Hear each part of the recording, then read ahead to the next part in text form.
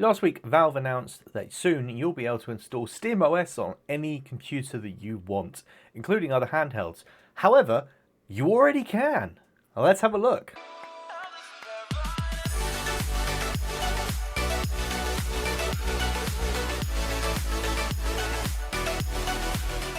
This is my HP ProDesk small form factor computer that I recently upgraded to basically the maximum you could fit in here. And we're going to be using this to install SteamOS, or more specifically install a project called Bazzite. I believe that's how it's pronounced, which essentially is SteamOS with lots of other goodies, and they already let you install it on basically whatever hardware you want. They have a really good kind of form that you go through to select the kind of hardware that you have. We're going with a home theater PC, and it's got an AMD graphics card inside, and then basically it spits out a ISO for you to download and install. The one that we're basically using is the same as the one that you would install on a Steam Deck. The idea is this computer would make a really good home theater PC and basically a console replacement. So why not install an operating system on it that is very controller forward and allows a full controller interface? Obviously you could do something similar with Windows and then using Steam in big picture mode. But I want to check this out. I want to see what it's like, and see what we can do with it. Maybe there's some performance improvements as well. Who knows? So let's get into it. Of course, first things first, let's get it installed. And then let's get some games installed. One of the things I really will be interested in is looking at just how much of the time can be spent just using a controller. I've got a couple to try, a wired Xbox controller and a kind of generic PS2-ish clone controller that's just USB. So let's check them out and let's see what we can do. Okay, let's get this booted up. I dropped the ISO onto my pen drive that has Ventoy installed on it, so it will then automatically boot off that ISO, which is very nice, very easy. As you can see, I have lots of things on this drive. We can then jump straight into the install process and get things going. After some Linuxy things happen, we end up with the install GUI. Now, because I'm using a 4K capture card, it is not scaling too well up to 4K here. So things are very, very small on the screen.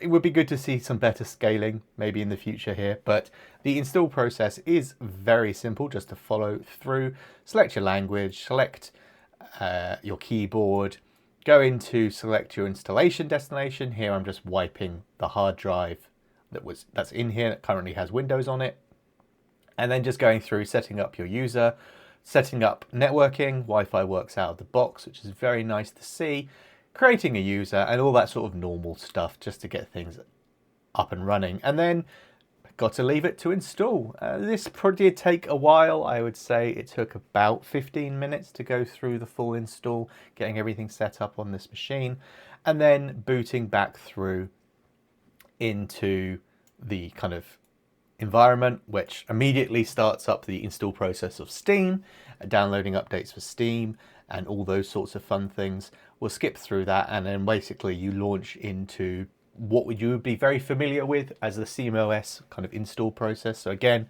selecting our language here, selecting all the different kind of time zone.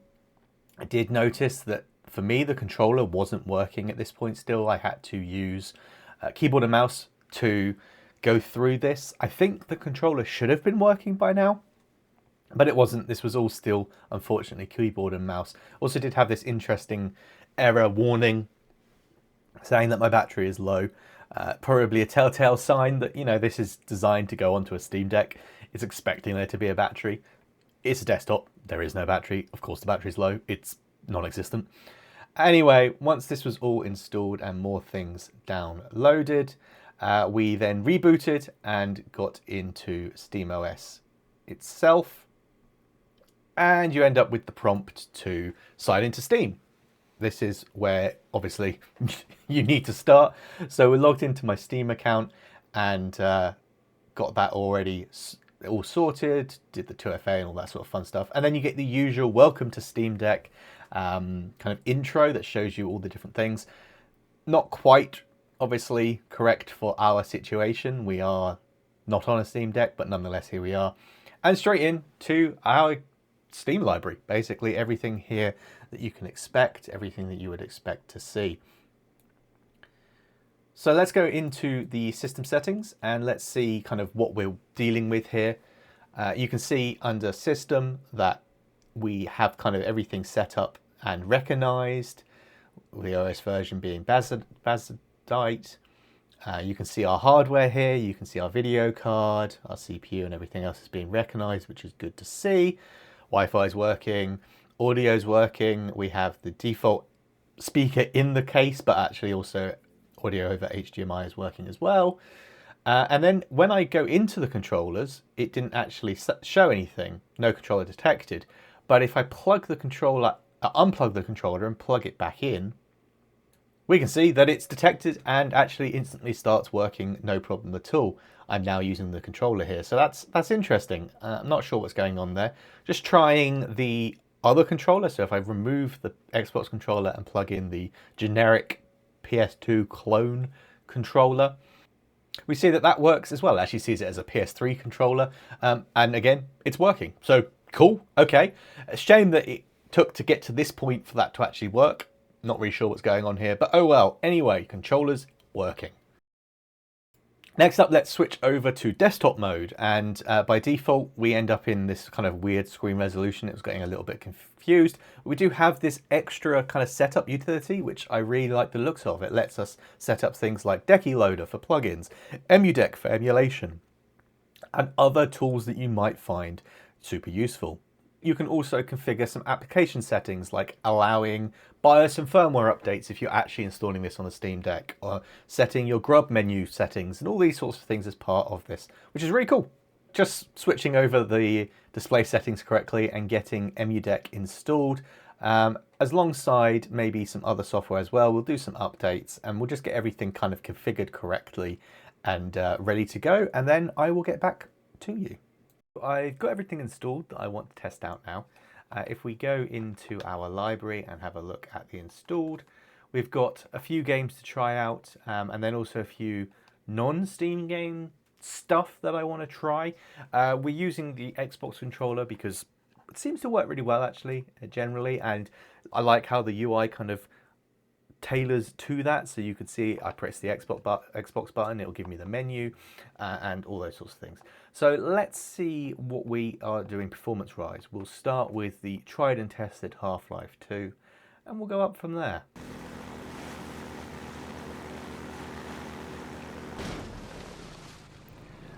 Now this is obviously working absolutely flawlessly. I do believe if we just check our settings here, we full HD, all the highest settings, and as you can see, we're getting well over 200 frames per second, nearly 300 frames per second. It is liquid smooth. And yeah, I mean, obviously, okay, a decent amount of the Pro GPU is being used. Oh, sensitivity on this controller is a bit high. I'm definitely a keyboard and mouse gamer. Yeah, I mean, we're using quite a lot of the GPU, but we are pumping out nearly 300 frames per second. So I think that's a reasonable thing to expect. We could definitely enable VSync here and reduce that load quite a lot. But it's so smooth. Nothing wrong here at all. I do believe, actually, slightly performing better than under Windows. Much smoother, I believe, if we look at that frame graph. Okay, on with the next game. Another absolute staple is, of course, Doom Eternal. So let's check it out and see how we're going. And again, performance is just beautiful. This is definitely performing better compared to on Windows. We've just got more resources available to the game. You know, the operating system uses a lot less. It's a Linux-based operating system. You haven't got the overhead of Windows. We'll just double check on video settings here, but we are at full 1080p, and we are using, currently overall quality is low. I reckon we can probably bump that up to medium and apply those changes, and we're probably still going to have, yeah, so we're still getting over 60 FPS, a pretty consistent frame graph, And again, this game just looks nice in general. Interestingly as well, my controller, the vibration motor in it is actually working with the game. So that's kind of cool. Didn't even know this controller had a vibration motor, but it does. And that's kind of a nice little sort of feedback when you're shooting and stuff and jumping and everything else. But again, really stable frames per second, really stable gameplay, and marginally better than in Windows. Not a huge performance boost, certainly nothing compared to like the performance boost you'll get on a Steam Deck on SteamOS compared to Windows. But you know what? I like it. It's perfectly playable and full controller support again, which is really nice to see. Well, games in Steam that are Steam Deck or SteamOS compatible clearly are running very well. Anyway, I do have a few other games installed that I've been playing, things like Borderlands and Cyberpunk, but I want to have a look at something that we didn't look at previously with this console, and that's kind of stuff outside of Steam and SteamOS in general. One of the great things about this, and one of the things that was kind of cool to see, was that the additional kind of installer that you get when you switch to desktop mode. So we can definitely take a look at some emulation, and also I want to take a look at Minecraft. On the emulation front, I think that this computer is going to be a bit of a powerhouse in that regard, and really could replace a lot of consoles, which is cool to see. But I did actually have a request. Someone was interested to see what Minecraft performance would be like on a machine like this.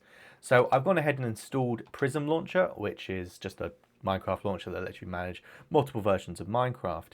And let's kind of take a look at this. Now, this is obviously more intended with keyboard and mouse. I do have a keyboard and mouse connected. Plus side is you could actually install a controller mod for Minecraft, and that is something that I have done on my Steam Deck when I play Minecraft. So you can get full controller support, but I really want to put this system to the test. So I'm going to run a mod pack for Minecraft called All the Mods 10, which is quite a traditionally heavy mod pack with lots of mods in it, lots of stuff going on. So I think this will be a really good test for this machine and running Minecraft. I reckon this should run pretty well, and will mean that you can definitely run normal Minecraft and lesser mod packs as well. So let's take a look at this. So here we are in modded Minecraft, and we are getting a lot of frames, as you can see, well over, dipping down to about 190, but for the most part, well over 200. Yeah, this is as smooth as anything. No problem at all with playing Minecraft on here. This is a heavy mod pack, so the fact this runs perfectly fine, no doubt anything you throw at it will work well. In fact, I reckon if we enable shaders, we'll still have a pretty good experience, and the game will look very nice. So yeah, there you go. With shaders enabled, the FPS is dropped down. As you can see, the graphics card is getting pretty hammered now, but still smooth, occasionally dipping down to about 60 FPS, but around 80. It is nice and smooth, and it looks really nice. I love shaders in Minecraft. I think they're such a cool kind of addition to the modded community, and just really make the game look something completely different. So here you go, to that person that asked, and to anyone else that's interested, Minecraft is working perfectly under SteamOS using this machine. Okay, so back over to the controller now, and one last thing I really want to look at, which again we didn't really touch on before, and that's emulation. So Bazzite, as standard, gives you the option to install EmuDeck, which is basically a tool that kind of makes managing emulators on the Steam Deck much easier, or in this case in SteamOS in general, and I'm pretty sure that we can get some very good performance out of this machine. We're going to start with the PlayStation 2. I have no doubt that PlayStation 1 and older, that's going to be no problem at all. That you'll be able to play probably upscaled. It's going to be lovely. So here we're going to try some PS2 games. We're going to try them upscaled to full HD, and we're just going to see how that goes first. So here we are in Ape Escape 2. I absolutely loved the Ape Escape games, and it's kind of one of those series of games that I don't think has ever really been re-released anywhere. I might be wrong, but as far as it kind of seems, the best way to play this is on the original console. And this is upscaled to full HD, using the widescreen mod as well. And frankly, I think it looks gorgeous. This is also, as you can kind of see from the... I always forget it has weird controls. But from the kind of stats, you can see we are locked at 60 FPS. We have no problem at all. We're not even using 50% of the GPU or CPU. And it really does look good. It looks very good upscaled. I would quite happily play through the game like this. I think this would be a lot of fun. And I kind of probably will, if I'm going to be completely honest. I didn't realize how well PS2 games can upscale. It might have just got lucky with this game, but it definitely is looking really good indeed. Yeah, very happy with this. Let's try another game just to see how that does. So here we have 50 Cent Bulletproof, fully, again at full HD, upscaled, and again, it's looking pretty good. The controls are a bit strange, but that's just because the PS2 era still kind of experimenting with what was the right way to do FPS style games. But yeah, again, no problem at all for the machine at all. It's no stress, and it is playing well. And the upscaling really works well on these games. It's yeah, I don't think it was just Ape Escape. I think in general, you're going to have pretty good success with upscaling PS2 on this kind of a system. Again, it makes a great console replacement for your kind of home entertainment system. All right, let's see if we can move up a generation. Let's see what PS3 emulation is like on here. Okay, so another series of games that I absolutely loved was definitely Ratchet and Clank. And here we have Ratchet and Clank All for One, and running at full HD. Let's check it out.